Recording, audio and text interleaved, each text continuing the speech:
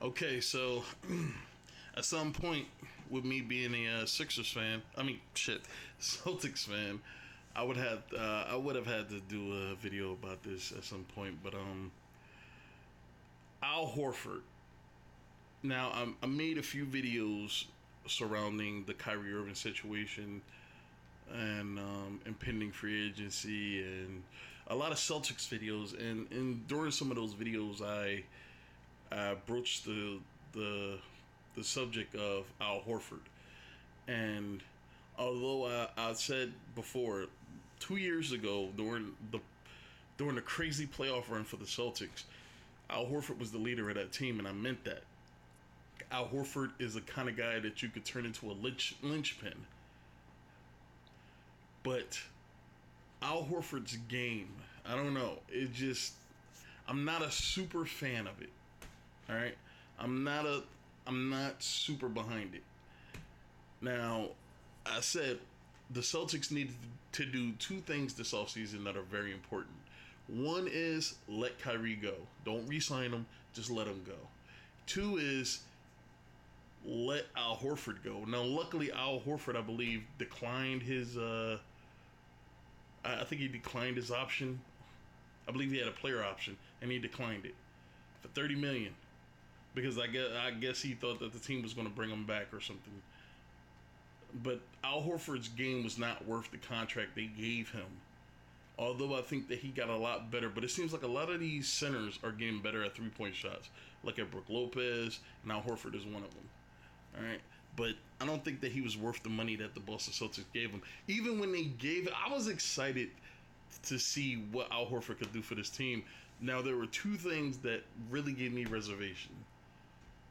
One was Al Horford's game, all right, versus the contract they gave him. Two was his injury history. Now, he didn't suffer as many injuries. I think that he did a pretty good job with staying healthy. Did a really good job with staying healthy. I was actually very surprised that he was able to stay healthy for as long as he was able to. And so the only real issue that I had was the contract, man. Like, this dude was going to get $30 million. See, this is what I'm talking about, man.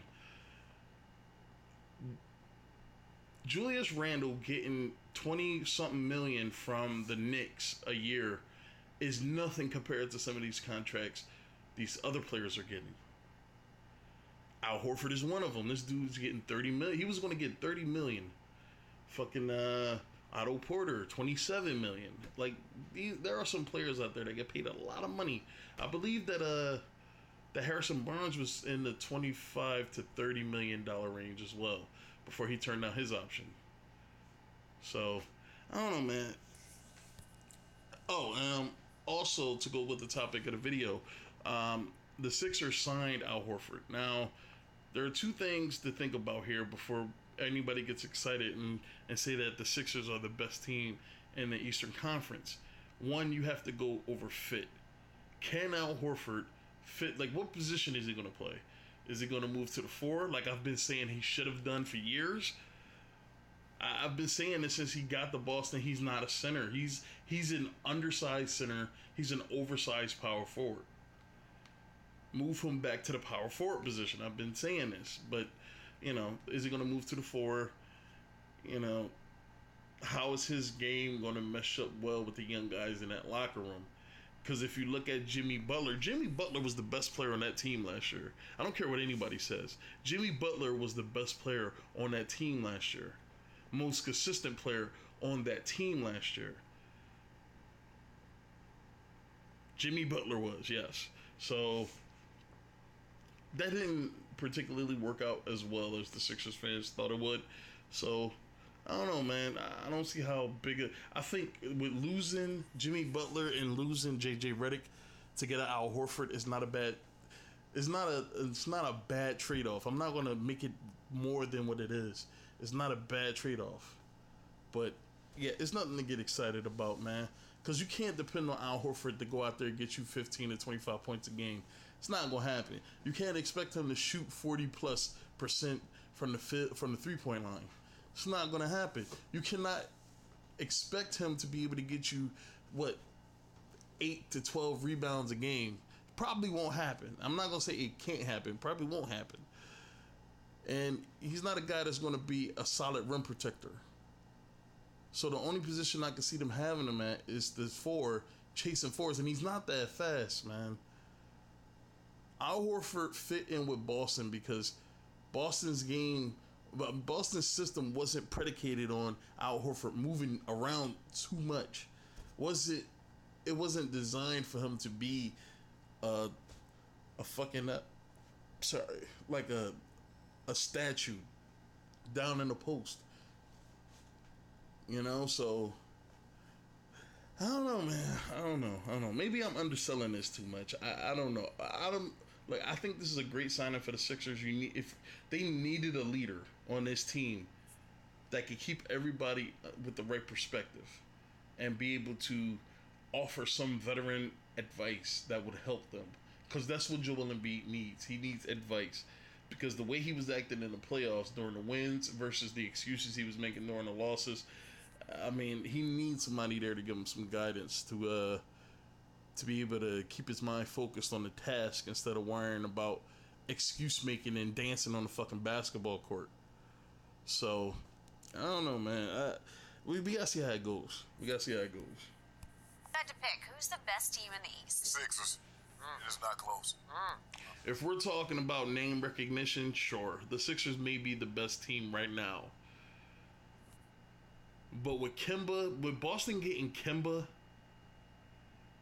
with them doing as well as I believe they did in the draft, with getting actual rim protection, and I don't think their job is done. So look for Boston to possibly make some moves, man.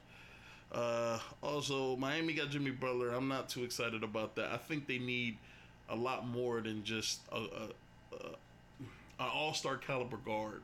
You need something more. And Miami, they need to let go of some of those contracts. They need to trade either Justice Winslow or Josh Richardson. They need to move on from Goran Dragic, and they need to get rid of Hassan Whiteside while he's still of some value. They need to make some moves, but they're not making any moves. This is why the best they can do is make the playoffs. The worst thing, and the best they can do in the playoffs is lose in the first round. Malcolm Brogdon goes to Indiana. I think it's a good deal. He'll probably move to the point guard, but I don't know. I'm not too high on Malcolm Brogdon like everybody else seems to be. And I don't know. That's it. I mean, the East really didn't make too many phenomenal moves. Maybe the KD Kyrie deal, but I've already stated that I think that deal has a lot more to go with it than all this positive shit people keeps expecting from it. There's a lot of complicated things going on there, but right now, if we're just looking at talent, right now the Sixers is the best team in the East, and I'm not going to say it's not close. All right, anything can happen, and as long as the Sixers have Brett Brown, I don't think they'll win anything, honestly. Skip, look. Is Al Horford or Tobias Harris the player that Jimmy Butler is? No. But there's something to be said for locker room. And I believe that's what Al Horford will give them. A bigger presence in the locker room, a more calming presence. Not as confrontational. But do you know what goes into that, Shannon Sharp? What goes into that is Joel Embiid has to listen. Al Horford can get in there and say whatever the fuck he wants, but if the team don't listen, it won't matter. Because that's the only reason why I can see them bringing him in. Because he's not a big stat guy. He's not going to increase your numbers, your proficiency. He's not going to do anything like that. I actually think he needs to scale back on the three-pointers. But, I mean, he's not going to affect your team significantly stat-wise. What I do think he gives you, though, is veteran leadership in the locker room. And Ben Simmons needs to listen. And I think Ben Simmons still needs to work on his game, man, because he still has habits of disappearing during certain games. I mean, he really needs to work on his game, man. And maybe Jimmy think that's the way to go about it.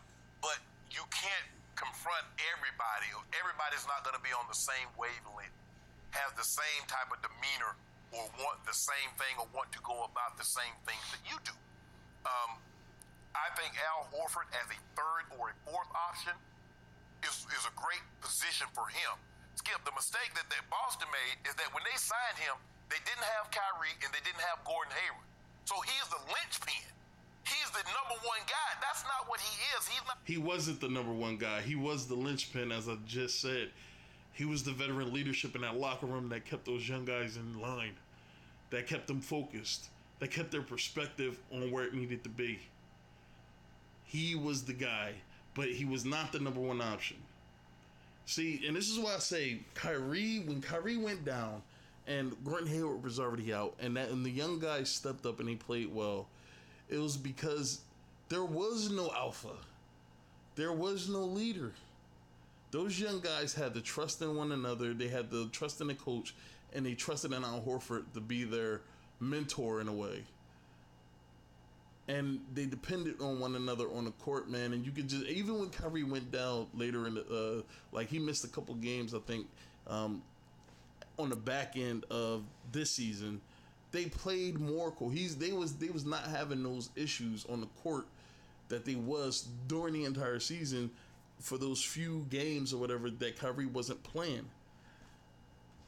And this is what, even when Gordon Hayward was in the lineup, those few games late in the season that they played, I mean, even the ball was moving. It seems like everybody was enthusiastic out there. Kyrie was stopping all that. So he wasn't the number one option, man. To be honest, they didn't have a number one option. Everybody went out there, they played aggressive defense, and they moved the ball around to whoever was the open man, that was the number one option.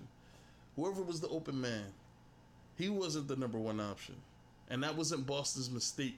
Boston's mistake was they kept having him at the 5 when he should have been at the 4. And they didn't have a center out there with them. A guy that can protect the rim. Robert Williams played a little bit that I saw, like physically saw.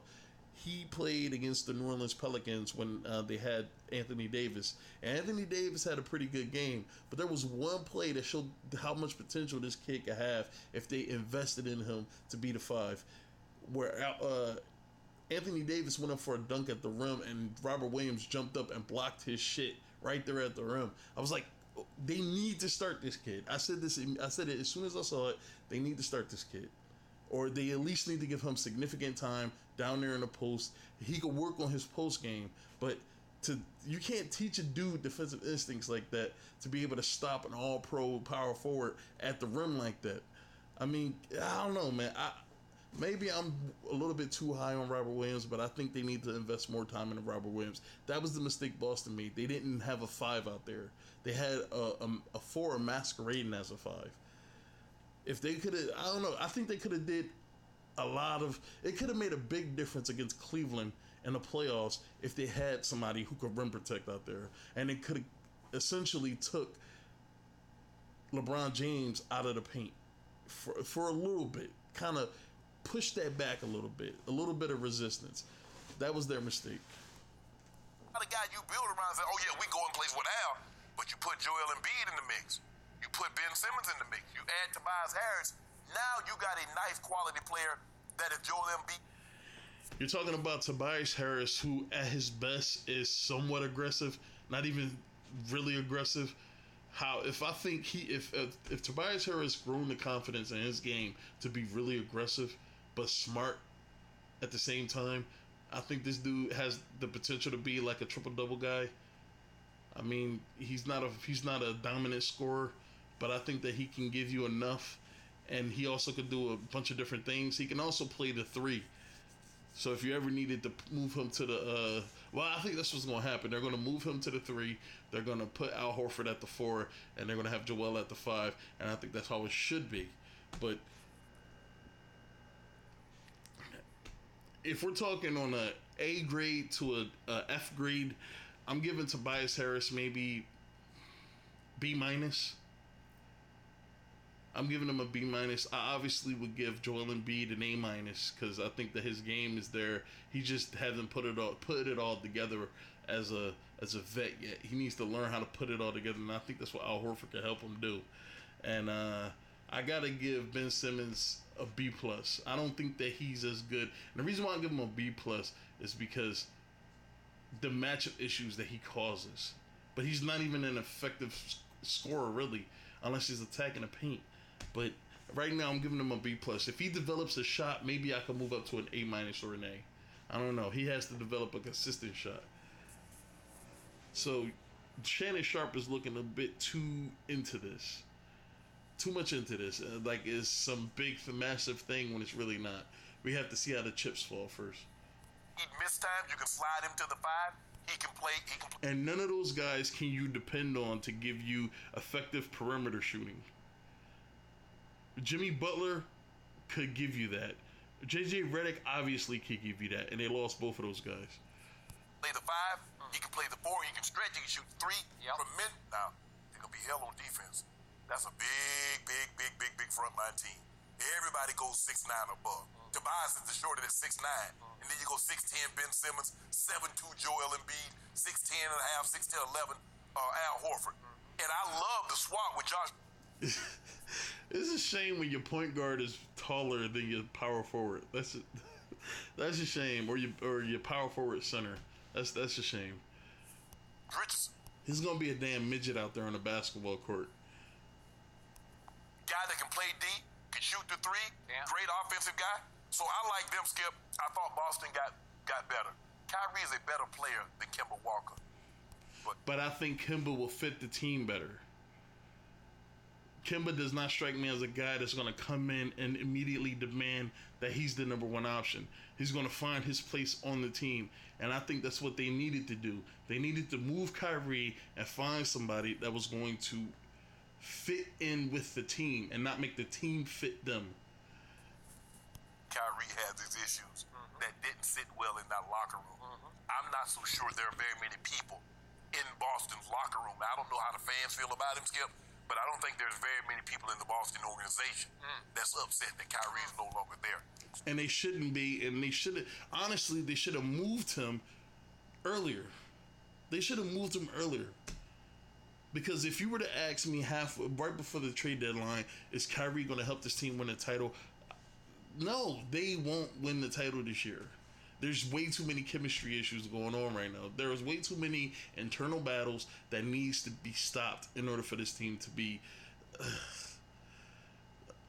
I've already shared as much as I'm going to share on that situation, so I'm not going to do any more sharing on the situation. But right now, I think the Celtics are better off with Kemba. Milwaukee will still be good. They brought back Chris Middleton. They did lose Brogdon, but they were able to re-sign Brook Lopez. Just saw that they might have signed his brother, Robin Lopez. So I think they'll still be good. Yeah, that's going to play a significant difference. No, it's not. Look, Brook Lopez is... I think that he has come into his own. I don't think that he's a really good player, but I think he's come into his own as he got older. But, yeah, that's not a big pickup. They actually lost a big piece. If you listen to people and how they feel about Malcolm Brogdon, they actually lost a big piece of their team. But, Toronto's in a heap of trouble. But right now... If Toronto could keep Kawhi Leonard, they're fine. We sit here, it's Sixers, and it's not even close. Wait, so now it's a done deal. Number 2 is not going back to Toronto?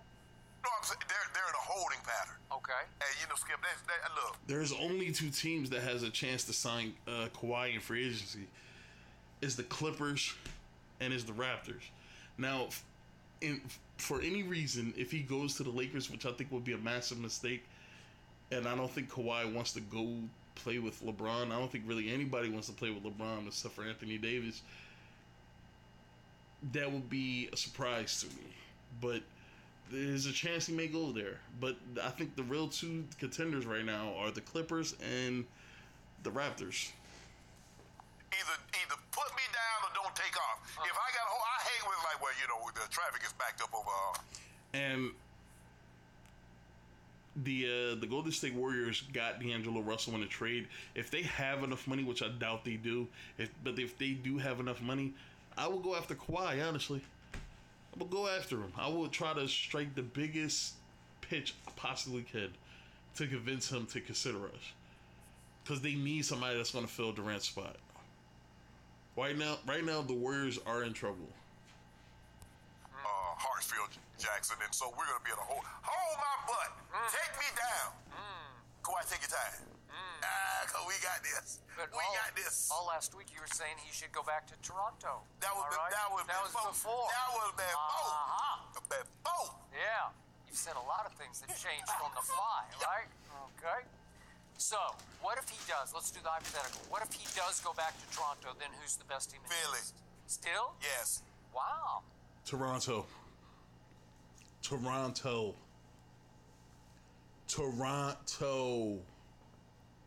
The only reason Philly was even in the series against Toronto was because Jimmy Butler was the consistent player on that team. Toronto. So you're admitting And I'm going to give you just a couple points of why I don't think Philly can really test Toronto if Kawhi stays. What the fuck is Ben Simmons going to do? Unless he significantly improves his offensive game, what is he going to do? Because now that you don't have Jimmy Butler, now Kawhi can focus on Ben Simmons. Honestly, I would put him on Ben Simmons, to be honest. I mean, I don't think that Tobias Harris is as big of a threat as we've seen thus far in his career. But I don't know, man. I would make Ben Simmons' life a living hell. I would put Kawhi on him. I would find a way to increase my size at the small forward position. And I would make Ben Simmons' life a living hell if I had Kawhi in Toronto. That's what I would do. Because if you throw Ben Simmons off, you eliminate one half of their threat.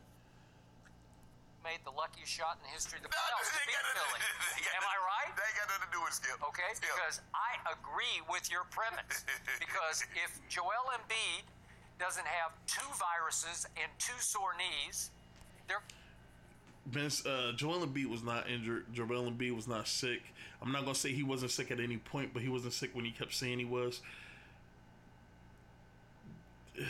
Right now, Skip Bayless is just using those excuses because he hates Kawhi Leonard. All right? It's very transparent. Move on from that. They wouldn't have won that series anyway. I don't think they had the resolve, the composure, the maturity to win that series against... If they did, it wouldn't have even made it to 7 games, and Philly could have found a way to win in probably 5 or 6. Because if we're talking about talent, whoever has the best players, or, I'm going to say best players. I'm not going to say best player because Toronto had the best player. But if we're talking best 1 through 4 or 5, it was Philly. They could have won that series, but Philly is just not mature enough. Brett Brown is not a good enough coach. Going to win that series against Toronto, and it went to the last shot. And again, that was with a... That wasn't the last shot. That was a really, really complicated, difficult shot. But the game was still tied, so even if he would have missed it, they would have went to overtime. But Kawhi is so fucking money that it didn't need to go to overtime. Jimmy Butler that they decided didn't really fit. So they're because Jimmy Butler is on a different level than everybody else, and this is the problem, and this is why I'm super lenient with Jimmy Butler, because I don't really look at him as a main issue on a lot of these teams, is because he may not be the greatest leader, he may not be a leader at all, but Jimmy Butler on every team he seems to be on is the best player, is the most complete player. In Minnesota, he was the best player. In Philly, he was the best, more consistent player. So this is why Jimmy Butler don't fit on a lot of teams, because a lot of these motherfuckers are too soft, and as soon as he get up in there and checks them, or as soon as his attitude changes about his situation there, and he start to realize the kind of fucked up situation he's actually in, they're too weak to deal with it. I think people are putting way too much on Jimmy Butler in these situations. Maybe it's the league that's the issue, not him. Maybe Jimmy Butler is just one of those guys whose talent is wasted in this era. He belongs in a different era. Maybe that's what it is. You might say, in spite of I love Jimmy Butler, but let me tell you, in value, in overall impact on and off the floor, He is not Al Horford. I will take Al Horford. Bullshit. Bullshit. Over Jimmy Butler any day or any night. Bullshit. Al Horford came into this league before Jimmy Butler did. How come Jimmy Butler made the playoffs far more than Al Horford has? Jimmy Butler has been a far more effective player for the teams he's been on than Al Horford has. If we're looking at player approximate value, Jimmy Butler would have the higher value than Al Horford. Al Horford is an undersized center. Come on, man. As the more valuable member of my basketball team, all Al Horford has done in his career is make the playoffs every year. When he's healthy. But in Atlanta, how often was he fucking hurt? Because every time I turned around, like, this dude was fucking hurt. I mean, 1 year, and granted, they played really well. They won 60 games. This was when Budenholzer was starting, when he was his first time coaching was in Atlanta, and they won 60 games. That was the only year I've seen Al Horford stay healthy from beginning to end. And he might have gotten hurt somewhere during that season, but he was healthy for a majority of it. And they won 60 games. Come on, man. Don't do that, bro. Don't do that. It's because he was always the rock, the driving force, he's the one they all look to for leadership and big shot making. He just can't be the best player. No? Okay, I got that. He doesn't look like the best player. He doesn't act like... And Al Horford can be the best player? What are we talking about? Like the best player. He makes a lot of big shots. Yeah. And he makes a lot of big defensive... Yeah, but he can't be... Yeah, you're saying all this positive shit about him, like his ability to score, his ability to shoot from deep, and his ability to play well down the stretch, and also his defensive capabilities. Because before Jimmy Butler became a guy that could average 20 points a game, he was a defensive player. And he was praised for his defensive ability on the court. Stops when you need it most. He will block a shot where you say, where did that come from? Right. Jimmy Butler is a big-time player in big-time moments when you need him to be. And this is what made Philly so dangerous last year. Getting him was big. But I knew that shit wouldn't work, man, because of the way now the stars seems to be. Karl Anthony Towns, Joel Embiid, fucking I don't know, it just seems a lot softer. Look at John Collins over in Atlanta, which I still can't get this image out of my head, but I was watching a Hawks highlights, and this dude was doing some weird-ass dance on the sideline, and I'm like, what is up with sideline dancing? What the fuck is up with this bench dancing that people seem to want to do? But I gotta tell you, that's a lot better than Joel Embiid fucking doing some weird, awkward-ass gyrations on the fucking basketball court when he's supposed to be sick. I don't know. Look, man, I'm done with this video, but Philly right now, they're at a precipice, and they need to do more work and more soul searching before I would even consider them to be the best. All right.